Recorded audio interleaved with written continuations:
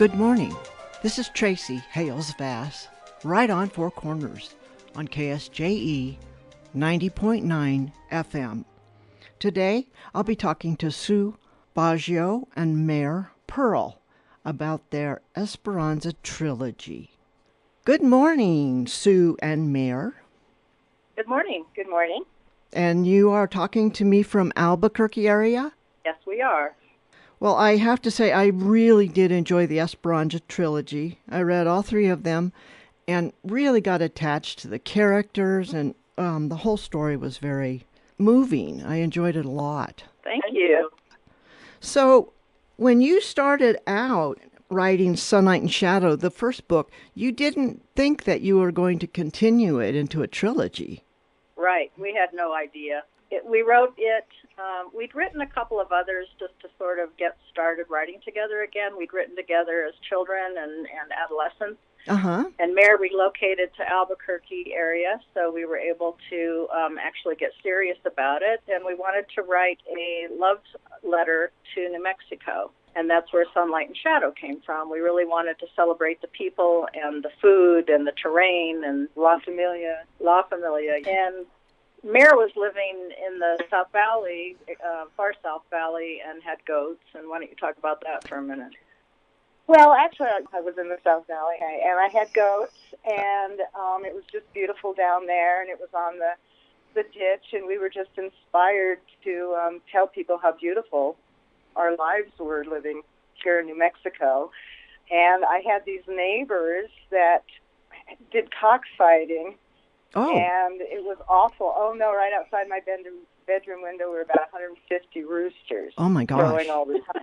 Anyway, they were pretty seedy characters, and that's kind of where, the neighbor, the Baca family came from. So, and the goats are really an important part of this, too, Rachel's goats. They are, I didn't raise them. They were pets of mine, but yeah. Yes, I would have liked to gone further. Well, you did with Rachel. Yeah, I did. Setting of Esperanza is like another character. It's so important to the plot in all three of these. That was our intention, so I'm glad that came through for Absolutely. You. And the food. Lots of good food, yeah. Yes. Well, Abby... You can't separate the chili from New Mexico. That's right. And Abby is a chef, so that worked. Right. I write Abby, and Mare wrote Rachel. Oh. So that's how we do it, is we write the point of view characters in scenes. So I chose the Anglo woman, Abby, who gives up everything to move to Esperanza with her Hispanic husband. Mm-hmm. And I love food. I'm a real foodie, so having her be a chef was, again, a way to sort of live vicariously through our characters. I was going to ask you about the collaboration, because it's seamless. I mean, the voice stays really strong and solid throughout. So, Mare, you wrote Rachel's point of view? I wrote the point of view of Rachel, yes. And Cece. And in the other books, Rose. And Rose and Mort, and, in the other books. Right. And then, Sue had her point of view characters, and that's how we collaborate. So did you do this at the same time, or did you meet, talk, write together? How did that work? We would get together and discuss the project at length ahead of time together, so that we create our characters, our settings, a pretty rough idea of the plot, where we're headed. We construct our characters using our psychiatry background and create them through what's called psychodynamics, looking at what's happened to them in their past that creates their present day behavior, motivations, choices.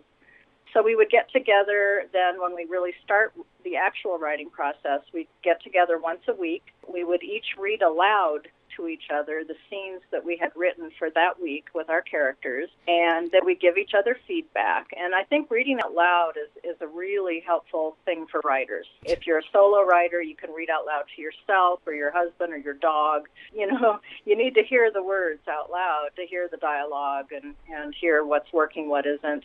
So we'd give each other feedback and then assign scenes for the following week. And there's no, the dog ate my homework. We showed up with our scenes prepared, even though we were both working full-time, worked opposite shifts, and had different days off. So we don't believe in writer's block. We believe in getting the butt in the chair and doing the work. So did the plot for Sunlight and Shadow sort of evolve, or did you pretty much have an outline for what you were going to do? We have sort of a sketch, I would call it, more than an outline. We knew, and I'm not going to do spoilers, of course, Right. We knew that she would give up everything, move to this little community in New Mexico, be the fish out of water character, and that the community would have a lot of secrets, that Bobby's past, Roberto, he went by Roberto in Esperanza, and once he left, he was Bobby. So she kind of knew one man, and the community knew another. So when he goes missing, it adds a lot of mystery around, who's the real Bobby and what happened to him. So we knew what happened to him. We had to know that to write it. Right. But how it all unfolded, we like discovery. We like to, be surprised along along the way. And the reader's surprised. I hope so. It was good. It was like, oh, wow. So and I like that that you used your psychiatry to build the characters. And that's probably one reason why they're so real and why their reactions are believable. I hope so. I mean, Mare and I both worked at the Children's Psychiatric Hospital at UNM. I was a nurse and then a nurse manager there for about almost 16 years, a little over 15 years. And Mare had also 27. Wow. And part of working in that setting was that it was a real team approach. And so we were in rounds with the psychiatrists and psychologists and social workers and all the allied therapists every day to discuss each kid and what's happening with them and how to approach, helping them along their course of treatment. So it was very collaborative, and we learned a lot, and then applied that, I hope, with our characters. And it's funny you should say that. I mean, rereading some of this pair, for the interview, they've been haunting me again. They're kind of following me around the house, and I catch Abby or Rachel out of the corner of my eye. So, yeah, they're real for us, too. I think that one of the significant things is, not giving anything away, is Rachel does go through quite a significant character arc. She does, and she actually, through the course of all three books, probably changes more than almost any other character, and definitely more than Abby. I think Abby is not static, and she definitely evolves over the three books, but there's nothing real drastic in her arc, whereas with Rachel, she really goes through a lot of changes. She does, but it seems very believable, like I said. I mean, the triggers that cause her to change. Seemed at times it was a long time getting there. I made her too unlikable at first. It was hard to balance that story and make her likable at the same time. Well, she was biracial. Right. She was biracial. She was Hispanic and Jewish, and when we meet Rachel, she is not accepting of her Jewish half, and that includes sort of rejecting her Jewish mother. They're rather estranged through, much of the first book, and through getting to know her grandparents in the second book, she then accepts and gets to know her Jewish side and becomes more whole as a person. Yes, she I think does. that happens a lot with people today. I think it was, who was it, Dustin Hoffman? Just, you find out about your ancestry. Right. Especially, today with everything that's going on. So you find out about it, and somehow it becomes, important, when you're an adult. And I think Rachel kind of went through that major identity thing with her grandparents and dealing with her grandfather who had PTSD and Treblinka, yeah. educating herself about the Holocaust. I think she could identify more with that part of herself and ironically help her mother, who is completely Jewish, to sort of accept what her life has been like because of her parents, accepting her husband. I think in the second book, Rachel makes like a bridge between her mother and her grandparents. Right, exactly. Yes, Because Cece is very resistant because she's angry. Yeah, she's angry. Right. She's carried around a lot of pain about her parents being very disapproving of her moving to New Mexico, marrying an Hispanic man, and in fact, basically shunned her for decades until they needed her and had to move in with her. I think all of your characters have that aspect of being well-rounded. I mean, Cece has this bitterness, but yes, she's a lovable character and a generous person. She kind of in Some Light Shadow in the first one was, a real mother figure for Abby when Abby was going through, what happened to her husband and being pregnant and alone in this community. And it was really Cece that put her arms around her and helped take care of her and support her during that ordeal.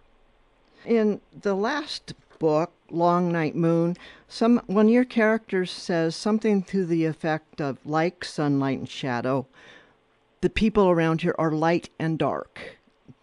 Mm-hmm. And there's so much diversity in the characters, and they all are still La Familia, one family.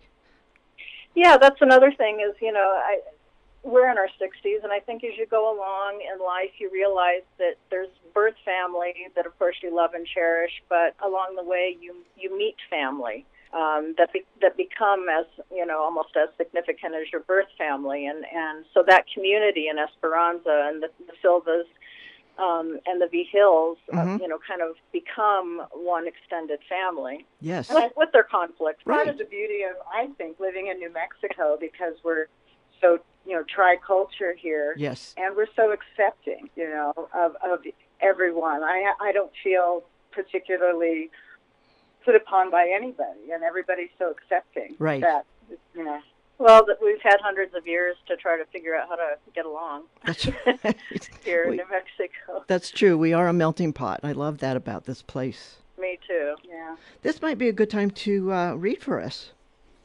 Okay. So this is from the first book, Sunlight and Shadow. I've already mentioned that Abby is Anglo. She's married to Bobby, as she knows him, Roberto, as Rachel knows him.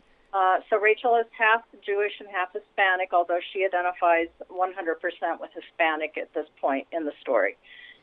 They've been down to El Paso to the border to investigate a lead in Bobby's disappearance. He's been gone a couple of weeks now, and law enforcement in the Esperanza area is kind of dragging their feet. So they kind of take it upon themselves when a lead comes in that Bobby's truck was seen going across the border into Juarez, and there's security tape showing this truck.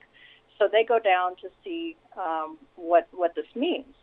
And I won't go into all the explanations on what's happened that day, but now they're riding back to Albuquerque after having been in Mexico and come back across the border, and now they're heading home. Okay. So Mare is going to read Rachel. I'm going to read Abby. Great. So here we go. I really think you need to face up to some things, Rachel said after a 2 brief hours silence. I really don't feel like discussing it. We'll never agree, Abby said. It's not about agreeing. I knew Roberto for 18 years. Why do you so easily discount that? I keep hearing about those 18 years like you're keeping score. I'll put my 12 years over your 18. For one thing, the first 6 of yours shouldn't even count. You were babies fighting over toys. Pretty soon you were rebellious teenagers. So what? There's nothing special about that. Bobby came to San Diego as a man to create a life of his choosing. I have 12 recent years of reality, naked in his arms, where there's nothing to hide.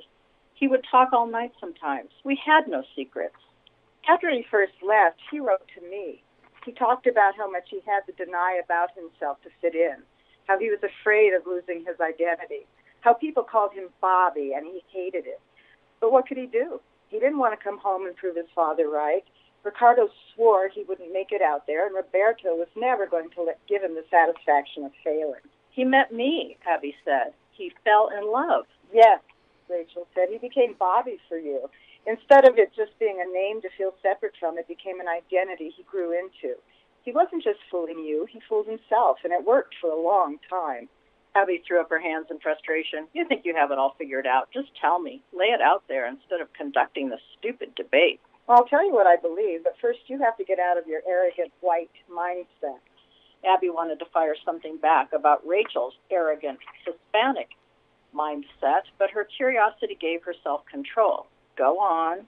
Because you are white, it's impossible for you to know how strong Hispanic blood is, how you feel it coursing through you. You're forever a visitor in a white world because the white world doesn't know who you are. You tell yourself you'll never deny yourself, but you do. Not all at once, but gradually. A little of you goes each day you live in that world. Breathe that air. Do what you have to do to succeed. Roberto invented Bobby for that. Bobby could succeed, be accepted, live without conflict. You don't think he loved me? I think he fell hard for you. I think you became the biggest reason of all to stay Bobby.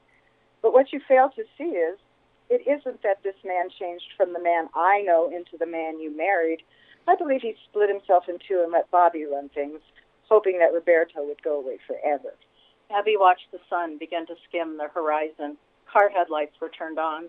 The immense sky glowed with the gaudy hues of a Mexican blanket. The craggy, reddened landscape could be on Mars. But inside of him, probably outside of his own awareness, the conflict simmered, Rachel said. Why do you think he never wanted to come home to visit? Abby shook her head. I encouraged him to come home, but he hated the guilt trips his father gave him. He hated coming home because he was afraid. He couldn't be Bobby at home. He was Roberto. He was afraid he'd never go back. Abby found herself seeing Rachel's logic. Bobby's avoidance of Esperanza never really made complete sense until now. She'd always sensed fear underneath his excuses. She felt her own fear as reality began to twist, slightly, turn just a few degrees. The part of him that loved you was forever in conflict with everything else that is him. No matter how sensitive you were, open-minded, whatever, you could never really know that part of him because he held it back from you. He buried it beyond reach, even from himself, so that he could do his job, live the life he had chosen, and in many ways loved and wanted. You know, in your theory, there could be no successful interracial, cross-cultural marriages, Abby said. But love transcends everything, crosses all barriers. Look at your own parents, for God's sake. Exactly. My father sacrificed everything to be with my mother. His entire family stopped, including him, and all the family traditions. La Familia is a community. It's knowing who you are. I've seen the stress of that on their marriage. They love each other, but so what? My mother gave up who she is also. They're orphaned, isolated. A marriage shouldn't be like that. It should support who you are. There should be continuity between your childhood and your adult life. Children should be born into a multi-generational extended family. All of that got lost when my parents got married. It's selfish when you think about it to marry outside your own kind. Look at the pain you're going through. Rachel's voice was softer, less strident, as if she knew the power of the truth would suffice. So you're saying Roberto became Bobby, like a split personality. So why, after avoiding his past for so long, would he decide we had to move back to Esperanza? When his dad had died, it was a giant wake-up call. It broke through Bobby and reached into Roberto. Roberto was his father's son, not Bobby. The Navy was over, one of the other big props to keep Bobby going.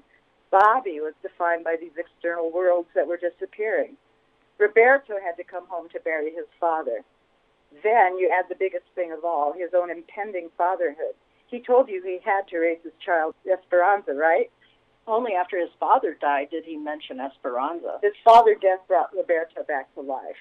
Roberto would never want to raise his child outside of his Hispanic roots.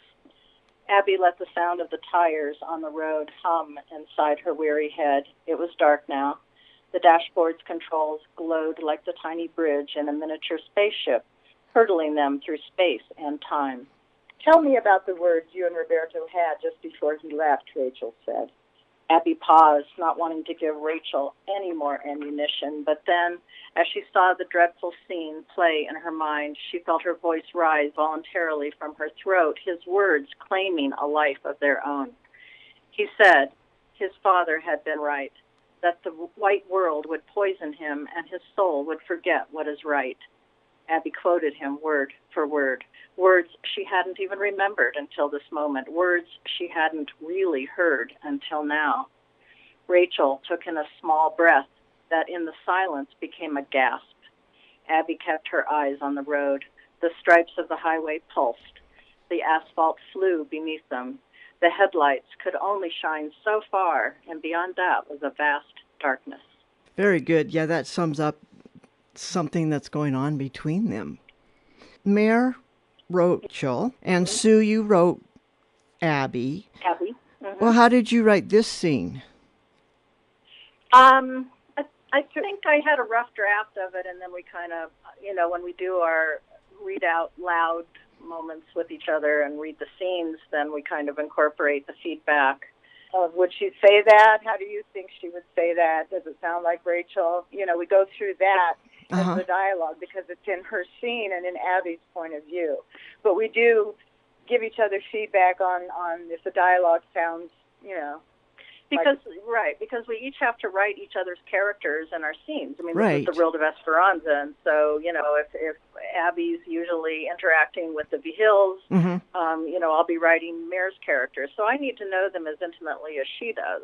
Same with the settings and stuff too, which is kind of funny. I mean, we always have to draw diagrams and floor plans and which way are the houses oriented, is the kitchen window where you see the sun come up or sun go down, because as we're writing, we can't get hung up on those continuity issues, establish that world in detail. We try to catch that as we're going along rather than, have an editor do it. That's really interesting. So I know that you guys have been like best friends forever. 54. Do you think that it was more difficult to write collaboratively, or would it be easier to each write your own novel? Well, I've done that. I've written a couple on my own. There's just been times where my brain needs to be writing. I just have to be writing. I'll take a couple of months off, but if Mare is not in a place to be able to start a project, then I'll go ahead and do one on my own. And I just finished one that our agent has, and she's submitting it to New York right now, so fingers crossed. Great. But to answer your question, it's easier in some of the logistics, but it's much harder, and it's twice the work and half the fun when you do it on your own, because we have a great time together. I was thinking this would be really fun to do. Yeah. Yeah, it's a totally different process, and I've had some family stuff come up, so I haven't recently been writing. We're thinking of also looking back at some other novels we've written to rewrite those. Do you think that there will be a fourth to this Esperanza?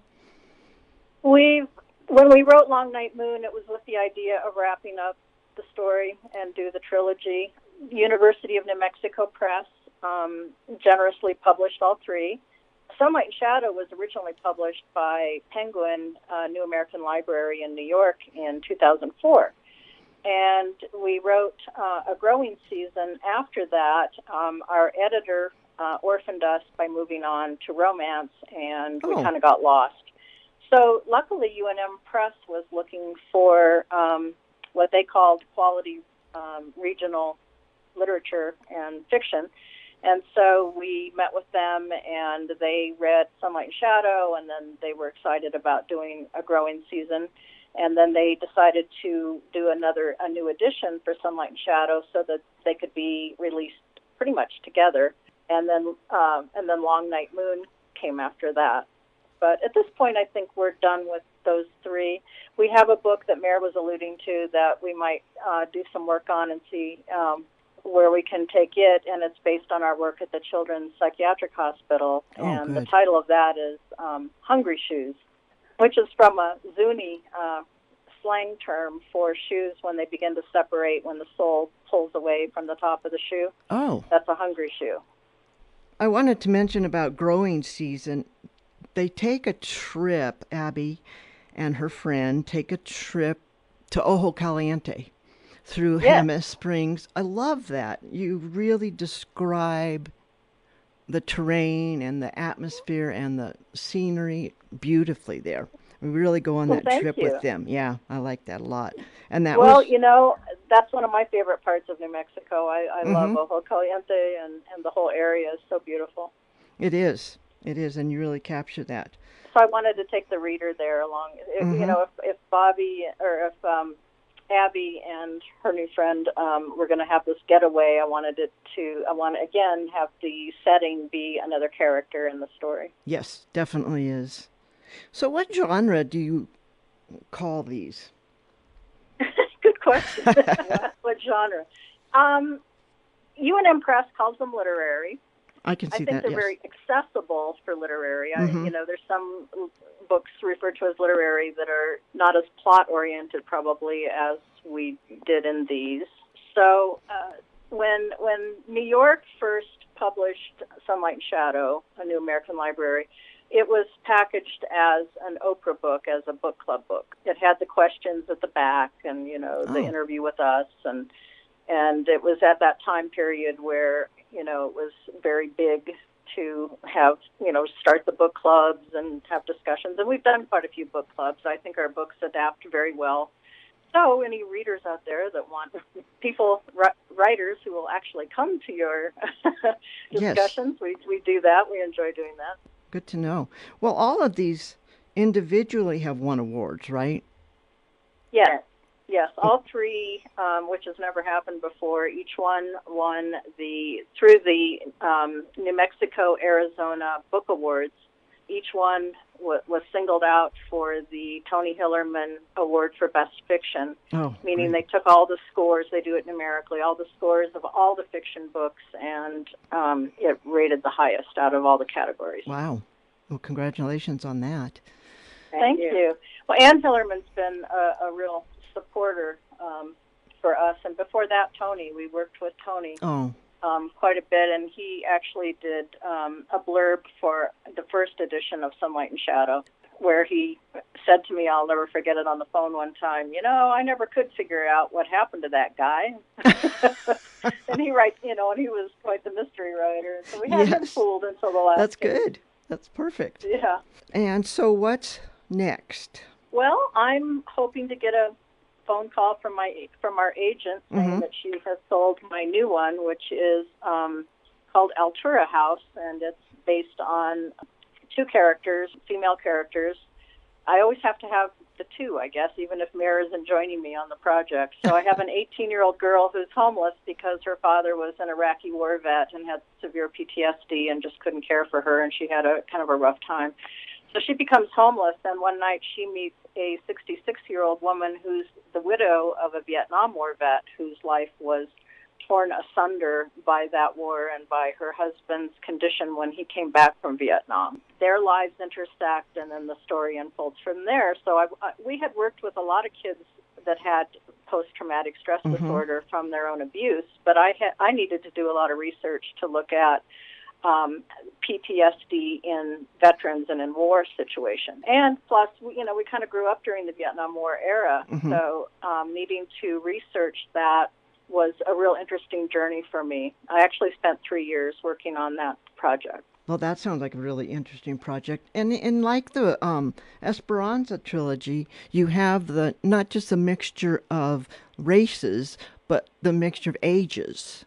Right. Yeah, a lot of people noticed, in the first book, Santiago, the little neighbor boy, before he becomes part of their family, he is only 10 years old. And we have characters in their 90s. Right. And, that's basically because we feel like the world is made up of people of all ages. Yeah, in Altura House, you have that same kind of dynamic going. Right, exactly. That's great. And we also go back in Altura House, the 66-year-old woman, we see her past unfold when she's young, in her 20s. So we have that middle age group as well. You did read me the first draft of Altura House. Yes, I was the first to hear it. She's my first reader, definitely. Well, our listeners can find more information about you guys at your website. Yes. www.boggioandpearl, our two last names, all together, no spaces, and lowercase.com. Okay. Well, I do think they could be a very good addition to a book club, and knowing that you could possibly add to that would be great. So I recommend that. We enjoy that. So it was such a pleasure to talk with you, though, about these books that are so near and dear to our hearts. And like I said, they feel like family that, are still around. Well, they became family to me. I really like them. Sue, Boggio, and Mare Pearl talking about their Esperanza trilogy. This is Tracy Hales Vass, right on Four Corners on KSJE 90.9 FM, Farmington, New Mexico.